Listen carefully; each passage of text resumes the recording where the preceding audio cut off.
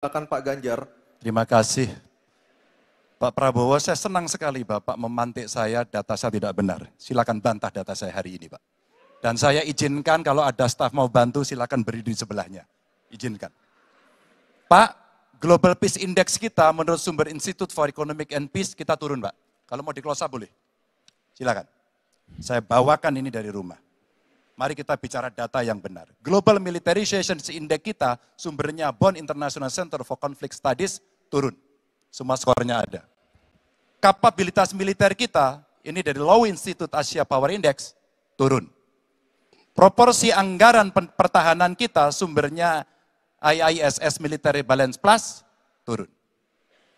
Pak Prabowo, saya mau bertanya kepada Bapak, termasuk kemudian capaian MEF kita hanya 65,49% dari target 79%. Mengapa terjadi penurunan dan apa solusinya? Waktu habis. Pak Prabowo silakan untuk menjawab pertanyaan dari Pak Ganjar, waktu Bapak 2 menit silakan. Jadi Pak Ganjar, saya sudah buat rencana, tetapi yang menentukan termasuk Menteri Keuangan. Dan masalah yang kita hadapi, tolong ya, saya memang sudah jadi Menteri Pertahanan 4 tahun, tetapi kita diganggu oleh COVID 2 tahun, di mana terjadi refocusing. Jadi banyak yang kita ajukan tidak disetujui oleh Menteri Keuangan. Jadi sebagai seorang menteri, sebagai seorang team player, saya harus loyal. Jadi ya saya tidak banyak bicara di depan umum. Ya. Tapi data-data yang Bapak ungkapkan masalah pesawat bekas, ya. Saya ingatkan Bung Karno waktu menghadapi Irian Barat, seluruh alatnya bekas. Pak Ganjar, Bung Karno, seluruh pesawat terbang, kapal selam, cruiser, destroyer, semuanya bekas. Ya. Jadi kita juga masih pakai banyak sampai sekarang pesawat bekas. Jadi banyak data Bapak, mungkin niat Bapak baik, tapi mungkin tim Bapak, staf Bapak itu keliru memberi masukan. Ya. Jadi dalam alat perang, saya katakan, bukan baru dan bekas, tapi usianya. Usianya, kalau pesawat, flying hours. Ya.